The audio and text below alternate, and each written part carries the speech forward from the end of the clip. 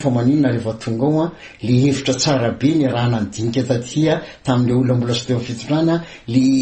fahaizana sy le fahalalana goavana le diplôma be a maninona ny tsy hitanao taratra zany rehefa tonga amin'ny fitondrana le tompona andraikitra de na tonga ity moa hoe ohatrany hoe na ninana somnifera zany le manam-pahaizana rehefa tonga ao amin'ny fitondrana de mangina matory tsy miteny intsony rehefa miala ao indray de mivoaka indray ny hevitra hoe zao ny tokony atao fa naninona tamin'ny anao tao tsy natao le izy. De eto am'izay mieritreritra hoe marina fa misy le tsona hoe politique gouvernementale dia rehefa mila amindray feo zany marina iny na iza fa tsy hoe filoham-pirenena miteny hoe zao atao de ministra anao zavatra fa mifanoatra mihitsy zany ny dikoterenina fa izao fotsiny tsika misy tanjona tsika raha milaza teo anatrehana zao tontolo zao fa miaro tontolo iainana manaja tontolo iainana ary nanao signé andreny convention reny taterao reny fa tsy hoe itsika manaiky amin'ny vava kanefa rehefa feo tapahatsika ny ala corridor manapaka an'izy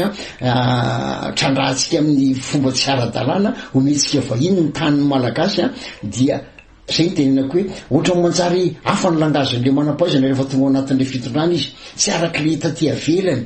ary zay indrindra ny hoe mila mivondrona zany ary isin'le corps hijery ny tombotsoan'ny malagasy aloha satria tany malagasy tompoko